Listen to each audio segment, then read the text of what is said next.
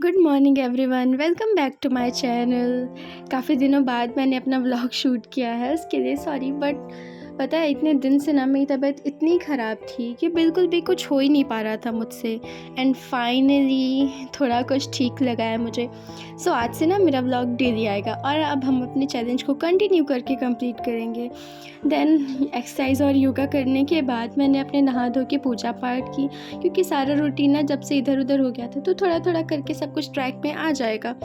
इतना भी कोई मुश्किल तो नहीं होगा शायद हमारे लिए। देन उसके बाद मैंने अपना हल्दी पानी पिया, अपने टी को एंजॉय किया। एंड आज तो छुट्टी भी थी स्कूल की, तो मैंने अपनी पढ़ाई को स्टार्ट कर दिया। आज ना मैंने यूनिट वन में इमाम दुर्खिम के जीवन परिचय को पढ़ा। बुक से ना आप जब पढ़ो तो आपको सारी चीज़ें ना एक जगह मिल जाती हैं, आपको इधर उधर नहीं भागना पड़ता है। एंड आपको अच्छा भी लगता है कि चलो ठीक है, सारे कॉन्सेप्ट हमारे क्लियर हो जाएंगे, इतना आप कंफ्यूज नहीं रहते हो। एंड ना अब हमारे पास काफ़ी कम टाइम बचा हुआ है, सो हमें अपनी पढ़ाई को और भी प्रोडक्टिव और अच्छा बनाना है। एंड पता है, इस चीज़ के लिए ना सबसे पहले हमें एक चीज़ करनी है कि हम एग्ज़ाम टारगेटेड स्टडी करें। हमें ये चीज़ करनी है कि कौन सी चीज़ें इम्पॉर्टेंट है और कौन सी चीज़ें नहीं।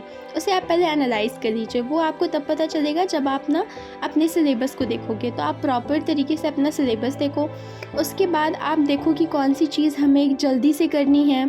PYQs देखो, जिसमें आपको समझ में आएगा कि कौन से क्वेश्चंस किस यूनिट से क्वेश्चन ज़्यादा आ रहे हैं और किस यूनिट पे हमें ज़्यादा ध्यान देने की ज़रूरत है। जैसे ना पहले बुक से बहुत क्वेश्चंस आते थे कि किसकी बुक कौन सी है, ये वो। अब ऐसे क्वेश्चंस कम आने लग गए हैं, तो हमें इसी पे ध्यान देना है कि कौन सी यूनिट ज़्यादा इंपॉर्टेंट है और इसमें हमें ज़्यादा ध्यान देना है। और जितना हो सके ना, जितना भी ज़्यादा हो सके, आप उतने ज़्यादा पहले तो PYQs ध्यान दो, PYQs सॉल्व करो, ठीक है। उसके बाद आप यूनिट वाइज टेस्ट लगाओ कि आपने कोई भी यूनिट कंप्लीट की, ठीक है। उसके बाद आपने टेस्ट लगा दिए। नेक्स्ट व्लॉग में मैं आपको बताऊंगी कि आप अपने टेस्ट कहाँ से लगा सकते हैं, कैसे लगा सकते हैं, आप अपने PYQs को कैसे एनालाइज कर सकते हैं। एंड ये ना मैंने UGC नेट की बुक मंगवाई थी, सोशोलॉजी की। ये हिंदी में है, ये ना दृष्टि पब्लिकेशन की है। दृष्टि पब्लिकेशन में जहाँ तक मैं जानती हूँ तो इंग्लिश नहीं आता है, मतलब इंग्लिश मीडियम में बुक नहीं आती है UGC नेट की। तो ना आप इस वजह से, अगर आप हिंदी से अगर आप पढ़ रहे हो, आपका सोशोलॉजी हिंदी मीडियम से है, तो आप ना इस बुक को ज़रूर ले सकते हो। बहुत अच्छी बुक है, बहुत ही ज़्यादा अच्छी। ये देखो, इसमें ना यूनिट वाइज हर एक चीज़, इतना कॉन्सेप्ट क्लैरिटी है ना इसमें, एंड हर एक चीज़ इतने ब्रीफ में है ना कि आप UGC नेट के अलावा कोई और भी अगर एग्ज़ाम की तैयारी कर रहे हो ना, तो ये आपके लिए उसमें भी बेनिफिशियल होगी। एंड ना उसके बाद इसमें सबसे अच्छी चीज़ है कि यूनिट कंप्लीट होने के बाद ना इतने सारे टेस्ट पेपर्स हैं, मतलब बहुत सारे MCQs हैं जिसमें ना आप सॉल्व कर सकते हो। आप ये देखो कि कितने अच्छे से हर एक चीज़ को एक्सप्लेन किया हुआ है। एंड ये देखिए, सबके ना वो दिए हुए हैं कोट्स कि किसने क्या बोला है, किसकी कौन सी बुक है, ये करके। और ये देखिए सारे क्वेश्चंस सब एक एक हैं, और वैसे ही है ना जैसे आपके आते हैं पेपर में। इधर उधर से नहीं है कि कुछ भी ऐसे छोटे छोटे MCQs दे दें, नहीं। एंड लास्ट में ना इसकी सारी आंसर की भी है, तो आप उसे देख भी सकते हो कि कौन से आंसर सही हैं। उसके बाद ना मैंने अपने लिए कढ़ी चावल बनाया। जब आप बीमार हो के उठो ना, ठीक हो, तो ऐसा लगता है थोड़ा चटपटा खाते हैं, और मुझे कढ़ी चावल बहुत पसंद है। तो मैंने खाने के बाद ना अपने टेस्ट को शुरू कर दिया लगाना, क्योंकि जब आप पढ़ लो ना, उसके बाद अगर आप टेस्ट दे लो तो आप ये चीज़ से कंफर्म रहते हो कि हाँ ठीक है, ये यूनिट तो मेरा पूरा ख़त्म हो चुका है। देन मैंने ना अपने टेस्ट को दिया। एंड टेस्ट में ना आज मुझे ऐसे ऐसे टॉपिक्स थे जो थोड़े अलग लग रहे थे ना, मैं उन्हें लिख भी दे रही थी कि यार इसको देख लेती हूँ, अगर ये मैं कहीं स्किप ना कर दूँ, क्योंकि बहुत सारे ऐसे टॉपिक होते हैं ना कि जो हमें नहीं पता होते हैं। इवन ना वो आपके सिलेबस में भी दिए होते हैं, लेकिन वो एग्ज़ाम में आ जाते हैं, क्योंकि हम उसे अच्छे से नहीं पढ़ते ना, तो हमें लगता है यार ये तो सिलेबस में नहीं था, कहाँ से आ गया।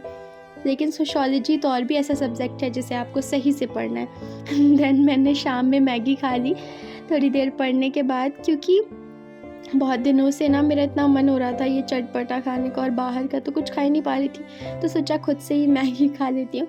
देन उसके बाद बच्चे पढ़ाए थोड़ी देर। उसके बाद लास्ट में मैंने अपने मैथ और रीजनिंग को सॉल्व किया।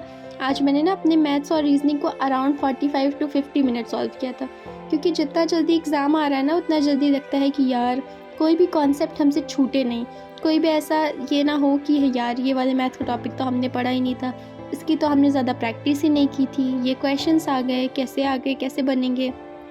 तो हमें ऐसे नहीं करना है। मैं तो बिल्कुल भी ऐसे नहीं करना चाहती कि मेरे मार्क्स कम हो जाएं, या ऐसा कुछ हो जाए। हमें अपनी तरफ से पूरी कोशिश करनी है, बाकी बाद में क्या होगा वो देखा जाएगा। एंड बेस्ट स्ट्रैटेजी पता है क्या है किसी भी एग्ज़ाम को क्रैक करने की, कि फर्स्टली ना आप अपने माइंड को ना ये बता दो कि यार ये एग्ज़ाम तो मुझे क्लियर करना ही है, ये एग्ज़ाम तो मेरा क्लियर हो ही जाएगा। आप रोज़ सुबह ना जब अपने वो बनाओ टू डू लिस्ट, उसमें लिखो yes I am do it, हाँ मैं कर लूँगी, हाँ मेरे से हो जाएगा, इस बार तो मेरा क्रैक हो ही जाएगा। देन उसके बाद ना आप अपने टारगेट सेट करो, अपने टारगेट को कंप्लीट करो, और जब तक कंप्लीट ना हो जाए ना तब तक अपनी स्टडी को कंटिन्यू रखो। अगर आप उसके बाद PYQs देखो, टेस्ट लगाओ, क्योंकि अभी टाइम इतना कम है ना कि हमें ये सब चीज़ें करना बहुत ज़रूरी है।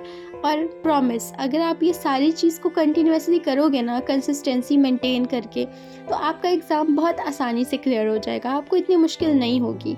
सो आप ये सारी चीज़ें अच्छे से करिए, हम सब मिलके करते हैं, एंड यू सी कि हम कितना अच्छा रिज़ल्ट आ सकता है हमारा। इस वजह से प्लीज़ प्लीज़ प्लीज़, अभी टाइम बहुत कम है तो बहुत ज़्यादा अच्छे से मेहनत करिए, अपनी स्ट्रैटेजी को इतना बेस्ट बनाइए ना। जैसे मैंने बताया है कि पहले आप PYQs देखिए, आप किसी भी टॉपिक को पढ़िए, फिर उस टॉपिक के PYQs देखिए, टेस्ट लगाइए, उसके बाद रिवीजन रिवीजन रिवीजन, बार बार रिवीजन करिए, जितना ज़्यादा हो सके उतना ज़्यादा रिवीजन करिए, ज़्यादा इधर उधर के कंटेंट में मत भागिए, एग्ज़ाम टारगेटेड स्टडी करने की कोशिश करिए। अगर आप सोशियोलॉजी से हैं या आपको पेपर 1 में किसी भी टॉपिक में दिक्कत हो रही है कि मैं इस यूनिट को किस चीज़ से पढूं, किस सर से पढूं, कैसे पढूं, तो आप मुझे कमेंट करके बता सकते हैं, मैं आपको ज़रूर उस चैनल का नाम बताऊंगी, या फिर ऐसे कंटेंट बताने की कोशिश करूँगी जो आपके लिए हेल्पफुल हो। क्योंकि मुझे ऐसा लगता है कि जो गलती मैंने की है ना पहले, जिसकी वजह से मेरा इतना थोड़ा लेट हो रहा है सिलेबस कंप्लीट होने में, वो गलती आप बिल्कुल ना करें। सो अगर आपको कोई भी कन्फ्यूज़न है ना तो आप ज़रूर पूछ सकते हैं मेरे से। देन उसके बाद ना मैंने अपने एग्ज़ाम के जो PYQs थे प्रीवियस ईयर्स के, उनको मैंने एनालाइज़ किया अच्छे से कि कैसे आ रहे हैं, क्या चीज़ हो रही है, यूनिट में मुझे ज़्यादा ध्यान देने की ज़रूरत है, कौन सी चीज़ मुझसे नहीं बन रही है। ये सारी चीज़ें बहुत इंपॉर्टेंट है, क्योंकि जब आप अपनी गलतियाँ खुद देखेंगे ना, उन्हें खुद एनालाइज़ करेंगे, तो बहुत आसान होगा आपके लिए हर एक चीज़। अगर आपको ये वीडियो पसंद आया हो so please do like, share and subscribe and support me for this 30 days challenge and sharing my experience with you, and press the bell icon so you didn't miss any of my videos. Thank you. Bye bye.